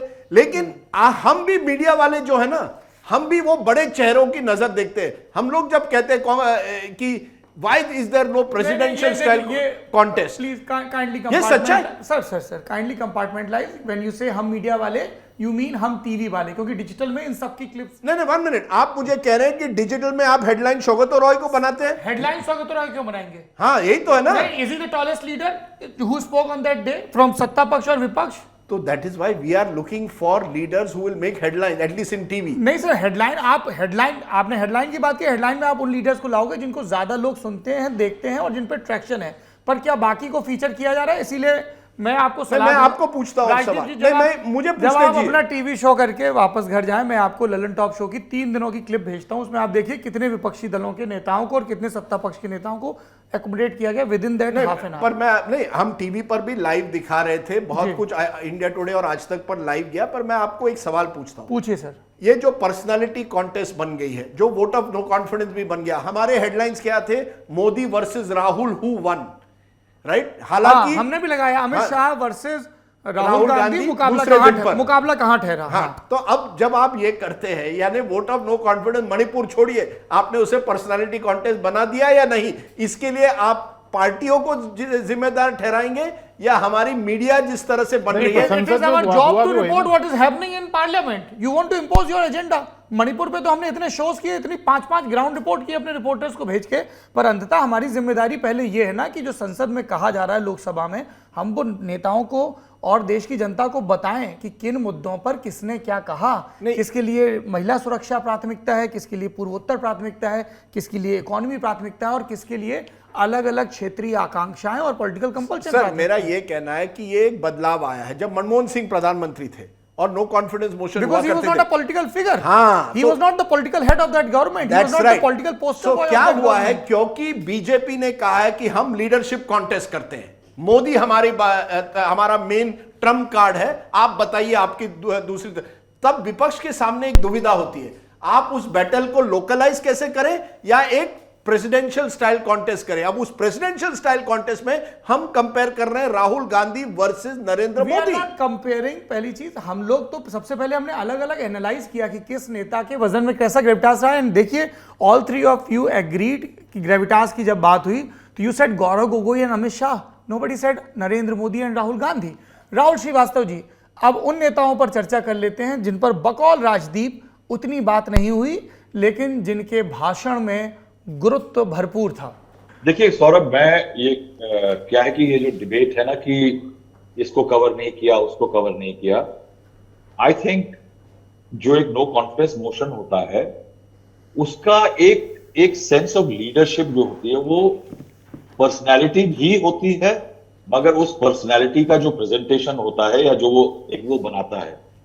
मैं let's start by Rahul Gandhi. अगर एक कांग्रेस की तरफ से वो था, आई थिंक राहुल गांधी के पास एक बहुत बड़ा मौका था। बहुत बड़ा मौका ये था कि राजदीप जो कह रहे हैं कि that's not his strong point. एक व्यक्ति जो कि पार्लियामेंट से बाहर कर दिया गया, जिसको कांग्रेस ने कहा राजनीतिक षड्यंत्र था, मगर वो वापस आया है, जिसके कारण पार्टी स्ट्रैटेजी बदल रही है, ज्यादा अपबीट फील कर रही है। तो क्या एक नेता जो कि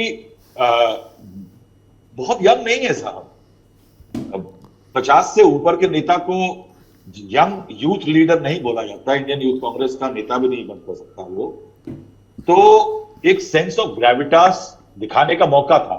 एक दूसरा, एक मणिपुर के मुद्दे पे और इस सरकार की विफलताओं का एक पूरा टेम्पलेट बना करके जनता के बीच में भेजने का मौका था। लेकिन अगर आप देखिए पूरी स्पीच को, तो मैं देखता हूं कि नरेंद्र मोदी की स्पीच और राहुल गांधी की speech, not Amit Shah. Amit Shah had lot of points to give background कि ये हुआ फला हुआ, स्टार्ट करिए। वो पहले जो एक वाद विवाद होता था, तर्क कुतर्क होता था पुराने टाइम में, वो किस चीज पे बॉयल डाउन कर गया, जो कि आजकल आप गली में लड़के मोहल्ले में बात करते हैं कि ठोक दिया पेल दिया।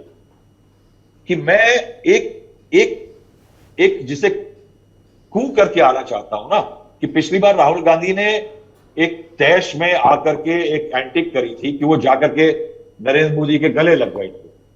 वो फ्लोर पे कुछ प्रूव करना चाहते हैं। वो जो प्रूविंग है ना, you don't prove by indulging in a few things, इस तरह के एक्ट से वो आपकी बोलने की कैपेबिलिटी, तथ्य और तमाम चीजों से वो बनता है। पार्लियामेंट का डिबेट तब बनता है। उनकी बात करते करते उन्होंने बोला कि मैं एक गोले मारूंगा, एक दो मारूंगा, ज्यादा नहीं। उसके बाद जो उनकी बातचीत, उन्होंने अपनी यात्रा की बात करी, तो उन्होंने अपना एक पर्सनल अकाउंट बताया और उसमें उनका जो शुरू का वो था कि मुझमें अहंकार था, मगर वो जो उनको चोट लगी, नी में चोट लगी, 3 दिन में घुटनों में चोट के कारण उनका अहंकार कम हो गया। उन्होंने कहा भेड़िया निकल गई, अहंकार से देखने निकला था लेकिन डर के चालू हुआ। अब एक बड़ी इंटरेस्टिंग चीज मेरे को उनके राहुल गांधी की स्पीच से जो याद आई कि जब 2003 में 18 अगस्त को सोनिया गांधी जी ने जब अपना नो कॉन्फिडेंस मोशन मूव किया था वाजपेयी जी के पास और उन्होंने अपनी बातचीत शुरू करी थी, तो उसमें सोनिया गांधी जी की इस भाषण में एक बड़ी इंटरेस्टिंग चीज थी, जो ये अहंकार एलिमेंट था राहुल गांधी की शुरुआत का। उसमें उन्होंने बोला था कि this no confidence motion is born out of genuine disquiet over capricious ways the government is conducting the business of governance. उसके बाद दूसरी लाइन थी, there is an inherent danger in this kind of arrogance and it is a danger to the basic tenets of our constitution, a danger to freedom, justice and ideal। उसके बाद उन्होंने 9 मुद्दे गिनाए थे जिसको जवाब चाहती थी। सोनिया गांधी ने 2003 में जो मुद्दा अटल बिहारी वाजपेयी की गवर्नमेंट पे उठाया था, तब 24 कोalition पार्टनर्स की एनडीए सरकार चला रहे थे वाजपेयी जी, और उनके पास कोई नंबर्स का नरेंद्र मोदी जैसा एरोगेंस नहीं था और नरेंद्र मोदी जैसा जो 56 इंच वाला जो वो उनका व्यक्तित्व है या पॉलिटिकल उनका मैनिफेस्टेशन है, वो नहीं था। सोनिया गांधी ने उस टाइम पे भी एरोगेंस उठाया अपने नो कॉन्फिडेंस मोशन में, और राहुल गांधी की इस भाषण में भी एरोगेंस था। ये मैं नरेंद्र मोदी के लिए मान सकता हूं, लेकिन सोनिया गांधी के भाषण, इट्स नॉट अ कोइंसिडेंस कि एक पॉलिटिकल थॉट जो कांग्रेस में है कि जो विपक्ष में आया है वो जो सत्ता में आ गया है, मेरा विपक्षी है, वो एरोगेंट है। ये एक टेम्पलेट है जो कि अनअवॉइडेबल है। मैं यानी अगर राजनीति कहेंगे तो मैं मान लूंगा, ठीक है, इट्स वॉट अबाउटली। और कभी कभी क्या है कि 2014 से पहले भारत जो था वो बिल्कुल स्विट्जरलैंड था और सुंदरता में देखने में और कन्नौज की इत्र की खुशबू आती थी, लेकिन उसके बाद जो उनका भाषण था उसके अंदर एंगर था, एक इनहेरेंट सेंस ऑफ एंगर था कि देशद्रोही हो, देश प्रेमी नहीं हो, मणिपुर नहीं जा सकते हो। ठीक है, मणिपुर ना जाना सही बात है, it could have been factually stated कि आप कितने दिन खाली बैठे थे दिल्ली में, या दिल्ली में आप थे, आप जा सकते थे मणिपुर, लेकिन उसको एक एंग्री आउटबर्स्ट के रूप में प्रेजेंट करने का नतीजा हो गया। उसके बाद उनके भारत माता पे कमेंट आए, और उसके बाद उनका जो, अगर आप बाद में देखें तो रावण किसी की नहीं सुनता था, मेघनाथ सिर्फ 2 की सुनता था, मेघनाथ और कुंभकर्ण।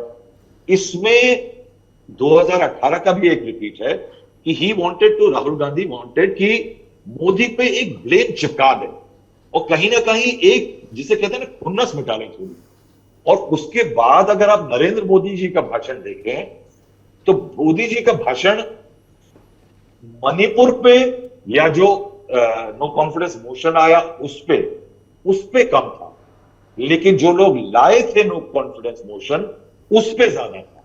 अगर आप देखें कि किसने करप्शन ज्यादा किया, 1990 से लेकर के 93 तक किसकी सरकार थी, किसमें अविश्वास ज्यादा था, एलआईसी और तमाम शेयर बाजार की तमाम चीजों में अविश्वास कब ज्यादा था, अब विश्वास किस पे ज्यादा है। नरेंद्र मोदी अटैक्ड उन लोगों को जो उनके खिलाफ नो कॉन्फिडेंस मोशन लाए। ये जो, और वो भी, he also was sounded very angry, prime minister also, अगर आप देखें तो उनके अंदर एक जो है ना वो एंगर का भाव जो है वो उनके भाषण में अगर आप देखें तो तमाम जगह पे वो बिल्कुल क्लियर दिखाई जाती है कि उन्होंने कहा कि अगर मोहब्बत की दुकान राहुल गांधी की, तो लूट की दुकान झूठ का बाजार, और इंडिया अलायंस की जगह घमंडिया गठबंधन। आप देखिए ये टेम्पलेट्स क्रिएट किए इन दोनों नेताओं ने। टेम्पलेट्स क्या है? वो टेम्पलेट जो किसी राजनीतिक रैली से भी रिलीज करी जा सकती थी और जिसको लेकर के जनता बाजार में जाती है अगले आने वाले चुनावों के अंदर।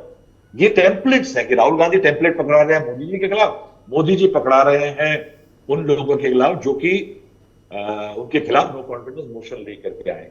और उसमें अमित शाह और नरेंद्र मोदी की दोनों की स्पीचेस अगर देख लें तो दोनों के अंदर एक बड़ा अच्छा कांस्टेंट ये था कि अगर अटैक इंडिया कोalition पे हो रहा है तो वो दोनों ने एक कोशिश करी कि इंडिया कोalition के बाकी पार्टनर्स को कांग्रेस के बारे में आगाह करने की या कांग्रेस पे कंसर्टेड अटैक करने की, कि अगर आप कांग्रेस को अटैक करते हैं तो कांग्रेस वो कोर है जिसके चारों तरफ एक कोalition खड़ा हो सकता है। तो एक पूरी स्ट्रैटेजी टेम्पलेट्स देने की, ऑपोजिशन को अटैक करने की, और तीसरा ऑपोजिशन के अंदर खलबलाहट पैदा करने की। ये टेम्पलेट्स, पॉलिटिकल टेम्पलेट्स इस डिबेट से ज्यादा निकल करके आई हैं। क्योंकि अगर मैं ये कहूं कि अगर पुराने में ट्रस्ट मोशन देखूं, कोई भी ट्रस्ट मोशन देख लूं, तो जो कैलिबर ऑफ डिबेट है जिसमें बोलने वालों की पॉलिटिकल समझ, यानी आप सोचिए कि 2003 का जो डिबेट हुआ था उसके अंदर अडवाणी जी जब बोलने खड़े हुए तो अडवाणी जी जैसा सीनियर नेता ये कहता है कि I can not emulate the style of expression of Sonia Gandhi. उन्होंने ये नहीं कहा कि आपने बेहुदा बातें कही, भद्दी बातें कही। आई कैन नॉट एम्युलेट, मैं उस तरह की बातें नहीं कर सकता हूं। वो जो एक शिष्टाचार ठोक दे पेल दे कैरेक्टर आया है जो ये जो है ये पॉलिटिकल एरिना पार्लियामेंट के अंदर पहुंच गया है। और इसके बाद में मैंने पहले जैसे कहा, the idea of a debate in parliament under the current set of members of parliament and the current dispensation, आज का जो political opponent और ये सत्ता पक्ष और विपक्ष है उसमें impossible हो गया है। उसके दो कारण हैं जी, दो का, एक तो सोशल मीडिया। सोशल मीडिया के आने से हर व्यक्ति चाहता है वो मैं ठोक दूं, खुन्नस पेल दूं, भड़ास दिखाऊं तो वो वायरल हो जाएगा। ये एज है वायरल वीडियो का। अगर आप बड़े सभ्यता से भाषण करें, विठल राव गाडगिल का मैं उदाहरण दूं, बहुत ही इंटेलिजेंट आदमी थे, सेक्युलरिज्म पर उन्होंने किताब बड़ी अच्छी लिखी, पर आज की तारीख में उनके वीडियो वायरल नहीं जाते बिकॉज ही इज नॉट, वो अपनी नाराजगी नहीं दिखाते। एंगर, भारत माता, रावण, ये जो शब्द होते हैं ना, ये शब्द जो होते हैं ये तुरंत वायरल चले जाते हैं। तो ये एक दिक्कत है सोशल मीडिया के आने से। दूसरी दिक्कत है मुझे लगता है नहीं जी, नहीं क्या करें राहुल जी? आप ऐसे सांसद ला रहे हैं हाउस में जो जीत सकते हैं, विनेबिलिटी फैक्टर बन गया है किसी नेता के नाम पे या पार्टी के नाम पे। आप डिबेटर्स, स्पीकर्स और कैरेक्टर्स को नहीं ला रहे हैं, नहीं आइडिया ऑफ ए डिबेट के लिए नहीं ला रहे हैं। नहीं बट देखिए द मेन, देखिए ये तो आप कह सकते हैं जो बैक बेंचर्स हैं उनके लिए, वो अपनी पार्लियामेंट्री शैली के लिए इलेक्ट नहीं होते हैं। जैसे एक जमाने में पीलू मोदी, मीनू मसानी, नाथ पाई, जो 60s का जो ग्लोरियस ईरा कहा जाता है पार्लियामेंट्री डेमोक्रेसी में, Atal Bihari Vajpayee, Hiren Mukherjee, George Fernandes, Acharya Kripalani, it was another age. वो छोड़िए, अब क्या बैक बेंचर्स को छोड़िए, लीडर्स देखिए ना, लीडर्स भी देखते हैं कि कौन सा वो मैं, it has become a performance, एक थिएटर बन गया है जो सोशल मीडिया पिकअप करता है। इसमें दूसरी बात जो इंपॉर्टेंट मैं जोड़ता हूं, जो राहुल श्रीवास्तव की बात से मैं लेता हूं, सोनिया गांधी और राहुल गांधी में फर्क, क्योंकि बार बार राहुल श्रीवास्तव 2003 के भाषण के बारे में कह रहे हैं। मुझे लगता है कहीं एक समय आ गया कि सोनिया गांधी को अपने लिमिटेशंस मालूम पड़ गए। उन्होंने शुरुआत में 99 में कहा था ना, जब सरकार गिर रही थी, वी हैव 272, वो कहा था और वो नहीं हुआ। उसके बाद जो सेटबैक हुआ, सोनिया गांधी जान गई कुछ चीजें जो हैं वो उस तरह से नहीं कर पाएगी जो नॉर्मल नेता कर पाएगा, उस जमाने के नॉर्मल नेता। उन्होंने एक बैकसीट ली, उन्होंने देखा कौन हम मेरे पार्टी में वक्ता है, उनको मैं आगे करूंगी, कौन ये सब पॉलिटिकल स्ट्रैटेजी कर सकता है, अहमद पटेल को आगे करूंगी, गुलाम नबी आजाद पॉलिटिकल मैनेजर अच्छा है, उसको आगे करूंगी। उन्होंने जनार्दन द्विवेदी जैसे व्यक्ति से कहा कि देखिए मेरी हिंदी इतनी अच्छी नहीं है, चलिए हिंदी सीखते हैं। 4-5 लोगों का एक ग्रुप बनाया, आप उसे कोटरी कहिए, कबाल करिए, कुछ नहीं, पर उनसे उन्होंने सीखा और अपनी लिमिटेशन जान ली। जैसे कोई बैट्समैन है, वो जान गया मैं लेग साइड पर कैसे खेल सकता हूं, मैं कवर ड्राइव नहीं मारूंगा। राहुल गांधी का क्या हुआ है कि राहुल गांधी को के इर्द गिर्द जो लोग कह रहे हैं, Rahul you are the only person, आप देश में एक में व्यक्ति हैं जो नरेंद्र मोदी को टक्कर दे सकते हैं। और ये अगर हम दिन पर दिन यही आपके इर्द गिर्द लोग कहते रहे तो आपको भी लगता है मैं ही वो व्यक्ति हूं। और जब फिर मैं पार्लियामेंट चला जाता हूं और देखता हूं दूसरी तरफ विपक्ष यानी बीजेपी खड़ा है या शायद मोदी जी वहां है, तो मैं एक गुस्से में बात करता हूं। आप देखिए राहुल गांधी लगता है कि 2024 में अरविंद केजरीवाल भी ऐसी कोशिश करेंगे कि लोकसभा पहुंचे ताकि वहां पे वो नुमाइंदगी कर सकें। देखिए ये बड़ी बात आपने कही, अरविंद केजरीवाल जैसे व्यक्ति को मौका है, क्योंकि अरविंद केजरीवाल वक्ता बहुत अच्छे हैं। तो अगर आप समझ लीजिए 5 साल अरविंद केजरीवाल को समझ लीजिए विपक्ष में मिल जाए as a Aam Aadmi Party leader, as an India alliance, उनको एक मौका मिलेगा अपनी एक पहचान बनाने के लिए। चलिए ऑन दैट नोट ठोक दो पेल दो वाले में ना मेरी एक वहां पे जो वायरल वाली बात है, उसमें एक ये है कि जो सबसे ज्यादा वायरल लोग होते हैं, क्योंकि हम उसी में काम करते हैं, मनोज झा, सुधांशु त्रिवेदी, असदुद्दीन ओवैसी, ये लोग कभी भी ठोक दो पेल दो नहीं करते। संयमित संतुलित ढंग से अपनी बात रखते हैं, अपने पॉलिटिकल एजेंडा के हिसाब से, बट दे मेक सेंस। अच्छी बातें करते हैं और बहुत वायरल जाते हैं। That's why you cannot blame the social media यार। जी अच्छा ठीक है, अभी ये जिन्न खुल जाएगा, चूंकि अब जिक्र आ ही गया है। कमलेश जी, राज्यसभा में भी चर्चा चली इस एक हफ्ते और दिल्ली बिल पर खूब बात हुई और जिन नेताओं का आपने जिक्र किया वो सब भी बोले और राघव चड्ढा भी बोले, उसके बाद अरविंद केजरीवाल ने प्रेस कॉन्फ्रेंस की, भाजपा नेताओं ने भी की। राज्यसभा का आपका हासिल क्या है? राज्यसभा का हासिल मैंने 2 नाम तो ले ही लिए, मनोज कुमार झा और सुधांशु त्रिवेदी। ये जब बोलते हैं तो ये वाक चतुर तो हैं ही, बोलना कैसे है, किन शब्दों का प्रयोग करना है, कहाँ करना है, व्यंग्य हास्य सब होता है उनके भाषणों में। पर सबसे अच्छी बात यह है कि वो कुछ ना कुछ लेकर भी आते हैं, मैटर होता है रियल, जो कि लोकसभा में हमको देखने को नहीं मिला। But can I make a distinction between a Raghav Chadha and Rahul Gandhi? Raghav Chadha की क्या उम्र होगी? 30, 32, 33, पता नहीं, 30s, he is in his 30s। Rahul Gandhi is in his 50s। Rahul Gandhi 20 साल तक पार्लियामेंट में है, 2004 में पहली बार आए, 19 साल में। डू यू रिमेंबर 19 साल में कोई एक बढ़िया भाषण जो राहुल गांधी ने किया?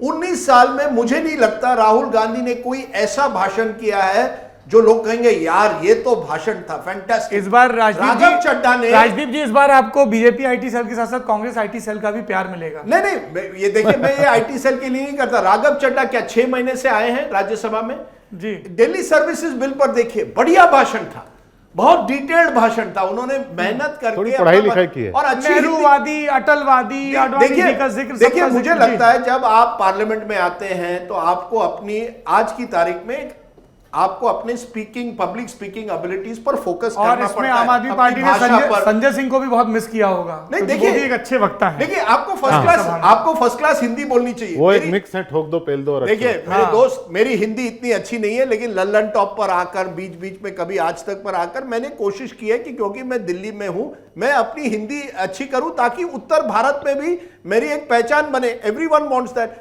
अब राहुल गांधी अमेठी से एमपी हैं, वो आते हैं उत्तर प्रदेश से, पर उनकी हिंदी अभी भी मुझे लगता है थोड़ी कमजोर पड़ती है। मोदी जी की बात देखिए, मोदी जी गुजरात से आते हैं। दर्शकगण इस पर ध्यान दें, कुछ समय पहले राजदीप व्यक्तिवाद ज्यादा हो रहा है, मुद्दावाद कम हो रहा है, और उसके बाद से ये लगातार व्यक्तियों की मीमांसा करने में लगे हैं। नहीं, आपने पूछा, आपने कहा किस व्यक्ति ने, मैं तो सर मेरा सवाल है Manoj Jha is a professor. एक second sir, I can understand. Raghav Chadha is a professional. Let me frame this question. Raghav Chadha is not a professional speaker, he is a trained chartered accountant. That's what I am saying, he is a professional in another. Yes, मेरा सवाल ये है कि हमने लोकसभा पर इतनी चर्चा की, राज्यसभा भी चल रही थी, वहां भी पक्ष विपक्ष के सांसदों ने अपनी बात रखी। उनमें से कौन सी बातें हैं जिनको रेखांकित किया जाना चाहिए? राहुल श्रीवास्तव जी। सौरभ, जैसे कि आपकी अगर आप डिबेट देखें तो मेरे ख्याल से मुझे शुरू में मुझे ये रहा है कि गौरव गोगोई का वेट पॉलिटिकल वेट नहीं है, तो वो इशू नहीं उतना एम्पलीफाई हो चुका। मगर मैं कहूंगा कि गौरव गोगोई जो है अपना प्रिपरेशन उनका जो था मणिपुर के मुद्दे पे, वो जो 3 सवाल उनके थे, गौरव गोगोई जैसा किसी ने भी पूरे डिबेट में हिस्सा नहीं लिया। उसके बाद महुआ मोइत्रा का जो भाषण था, महुआ मोइत्रा को भी एक स्टाइल उनका हो गया है कि वो शी इज ऑलवेज एंग्री, मगर उसके बावजूद मैं कहूं कि सबसे कम समय में एक बहुत कंसर्टेड, और एक क्या होता है कि जब कोई स्पीकर बोलता है और वो खुद लिखता है तो उसका सेंस ऑफ फंबल कम होता है, और उसकी लैंग्वेज, उनका एक्सप्रेशन, महुआ मोइत्रा के भाषण में इंटेंसिटी थी। क्या है कि पार्लियामेंट की डिबेट के अंदर मैं देश के अंदर, मेरी कॉन्स्टिट्यूएंसी में, मेरी गली में, मेरे खड़ंजे में क्या गलत हो रहा है, उसके लिए मेरे में एक सेंस ऑफ पैशन होना चाहिए। सर, मेंबर ऑफ पार्लियामेंट से हम देश के वोटर बहुत ज्यादा कोई उम्मीद करते नहीं, क्योंकि मनमोहन सिंह सरकार में एक बार एक मंत्री ने मुझसे कहा था कि पॉलिसीज बनाने से या एक्ट बनाने से सरकारें चुनाव नहीं जीतती हैं। लेकिन सौरभ, कहीं ना कहीं एक सुकून मिलता है कि आप किस इंटेंसिटी से किस बारे में क्या फील करते हैं। तो वो जो एक पैशन था महुआ मोइत्रा का, वो शायद मणिपुर के लोगों की परेशानी नहीं हल कर देगा, लेकिन एक उसमें एक्सप्रेशन था कि कहीं ना कहीं Mahua Moitra is passionate about it. Asaduddin Owaisi बोले, अच्छा बोले, लेकिन मैं ये कहूंगा, मुझे एक चीज बड़ी इंटरेस्टिंग लगी है कि सरकार की तरफ से बोलने वाले वक्ताओं में पिछले, मैं कहूंगा कि जब 370 वगैरह पे बोल रहे थे तो Amit Shah was not as politically strong as BJP के मैट्रिक्स के अंदर, और उसके बाद एक फेज आया जबकि वो थोड़ा सा पीछे हटे हुए दिख रहे थे। लेकिन मैं ये कहूंगा कि ये जो सेशन रहा है, इसके अंदर अमित शाह का जो परफॉर्मेंस है, वो एक नेता होता है जो कि पॉलिटिकल और एडमिनिस्ट्रेटिव सीन पे व्हेन ही अराइव्स, जब वो पहुंच जाता है, कि वो एक मैक्रो लेवल व्यू कर देखता है, पार्टी से कोऑर्डिनेट करके पार्टी का एक गो टू मैन बन जाता है, और गो टू मैन के अलावा वो चीजों को बहुत माइक्रो मैनेज भी करता है। आप देखिए कि एक नया स्टाइल और उभरा, पहली बार मैंने पार्लियामेंट में देखा, बहुत साल हो गए, 27 साल पार्लियामेंट कवर करते हुए, कि आपने देखा होगा कि अमित शाह एक लाइन बोलते थे और अमित शाह की उस लाइन बोलने के बाद बीजेपी के जो सारे सांसद थे वो लाइन रिपीट करते थे। आपने देखा होगा कि वो लाइन थी कि देश को विश्वास है, वो एक लाइन पे था, और घोटाले के मामले पे वो एक कोरस का तरीका आया, जैसे कि पार्लियामेंट आप रैली में देखते थे कि कोई नेता एक वर्ड रिपीट करता है, बाकी जनता कोरस में पीछे चिल्लाती है। वो अमित शाह ने ये फॉर्मूला अपनी स्पीच में शुरू किया, और उसी तरह से नरेंद्र मोदी जी ने अपने भाषण के अंदर वो कर दिया, उसी को एमुलेट किया। मैं कुल मिला के कहूंगा कि अमित शाह का जो ये आउटिंग था पार्लियामेंट्री सेशन का, ये मैं सिर्फ ऑर्डिनरी आउटिंग नहीं मानता हूं, मैं इसको मानता हूं कि एक इशारा है लीडरशिप सक्सेशन का भी।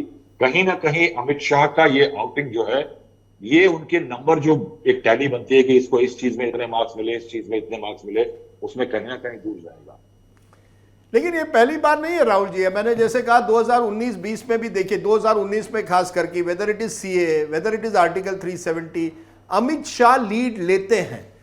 ये मानना पड़ेगा कि पार्लियामेंट में पिछले 5 सालों में, यानी जो अरुण जेटली का रोल था एनडीए 1 में, फर्स्ट 2014 से 19 अरुण जेटली थे, अरुण जेटली के बाद उनके जाने के बाद एक देयर वाज अ वैक्यूम।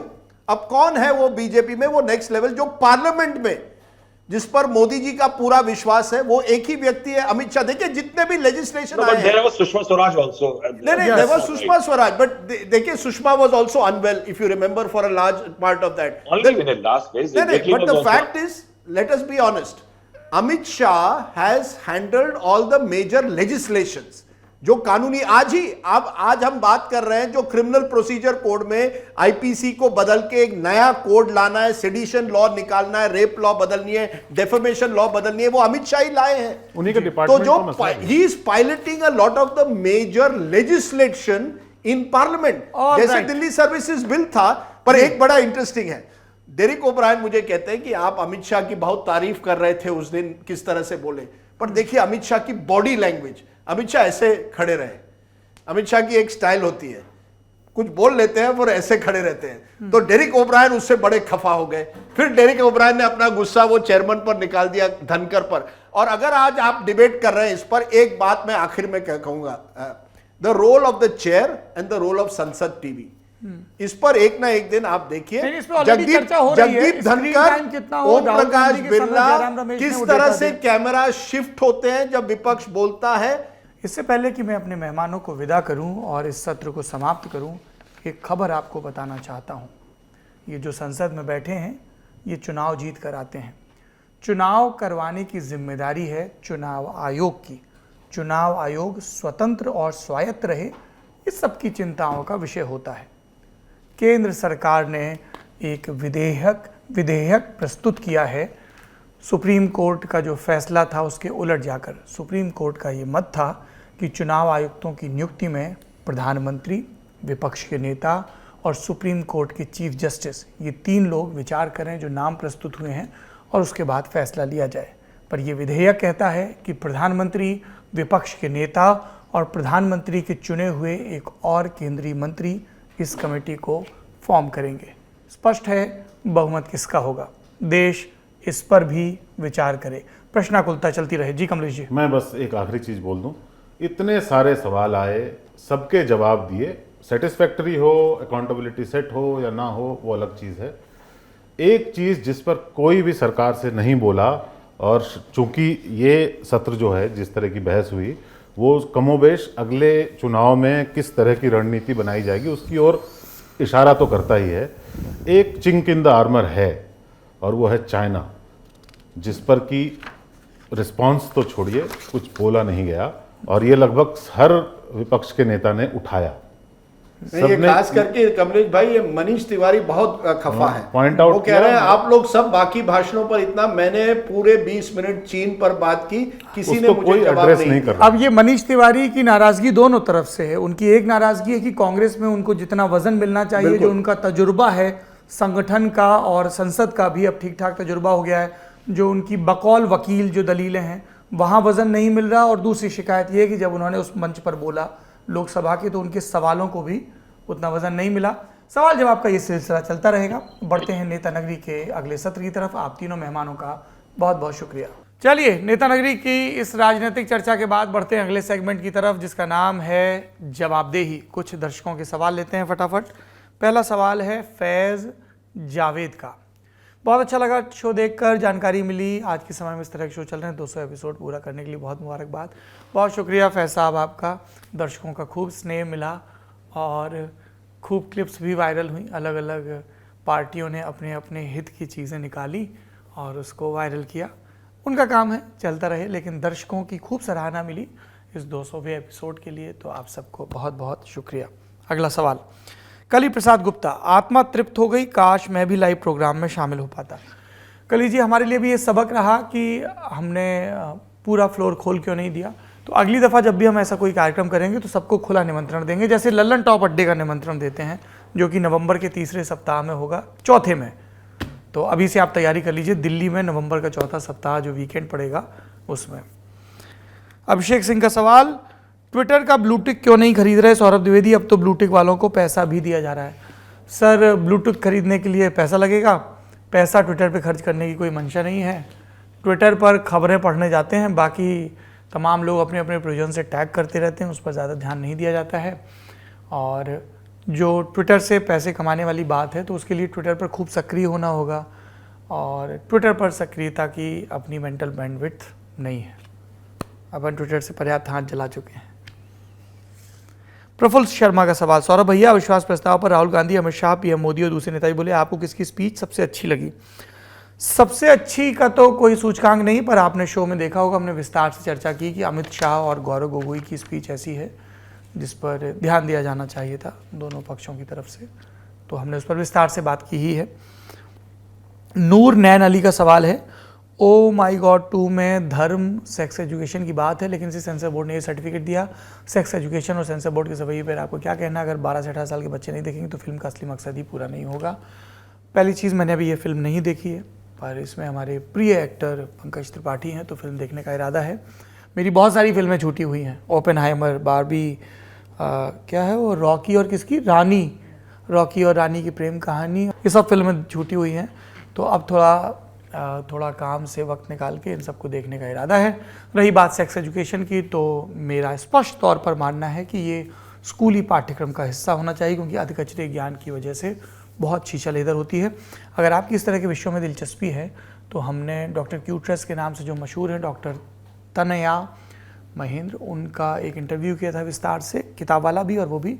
तो उसमें इस विषय पर खूब अच्छे से बात है, क्योंकि जानकारी बेहद ज़रूरी चीज़ है, दुरुस्त स्रोतों से जानकारी ज़रूरी चीज़ है। इसलिए मुझे लगता है कि स्कूल में भी शर्मा शर्मी छोड़कर इसके बारे में ज़रूर बताना चाहिए। 1.5 अरब हो गए हैं, नई बात करेंगे खुल के तो समस्याएं बढ़ती ही जाएंगी। चलिए, जवाबदेही यहाँ समाप्त होती है। आखिरी सेक्शन जिसका नाम है फुर्सत की सलाह।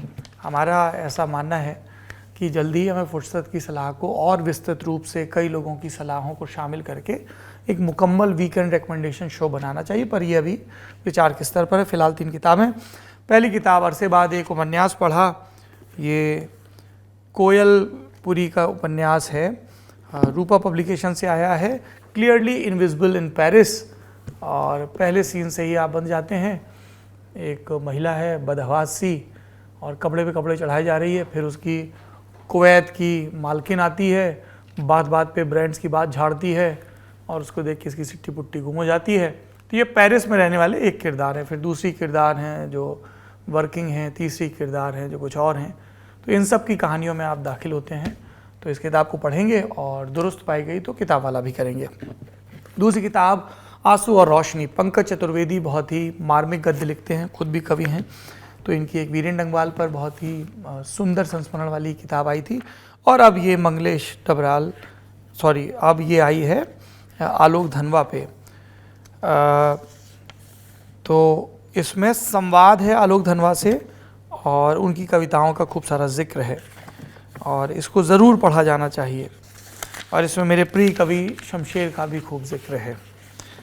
तो जी को लगती है तेरी बात खरी है शायद, वही शमशेर मुजफ्फर नगरी है शायद। पर शमशेर की बात कभी और करेंगे। इसमें कई ऐसी टिप्पणियां हैं जो हिंदी साहित्य में दिलचस्पी रखने वालों को बहुत दिलचस्प लगेंगी। निराला और शमशेर के रचनात्मक रिश्ते पर आलोक धनवा कहते हैं कि दुख ऐसी चीज़ है जो दो कवियों को जोड़ती है।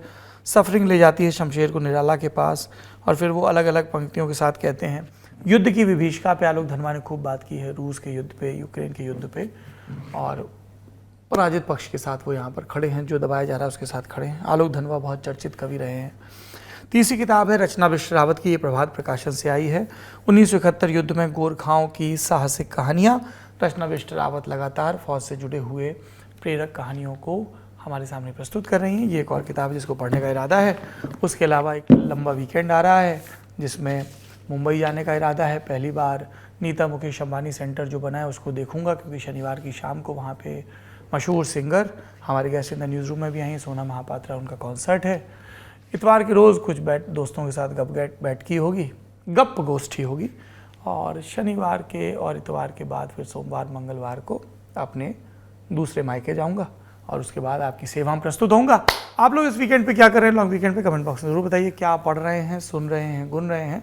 हम आजकल स्पॉटिफाई पे ढूंढ के गज़लें सुन रहे हैं। गुरु तुम बताओ तुम्हारी प्लेलिस्ट क्या है? अपना खूब ख्याल रखो। Bye bye.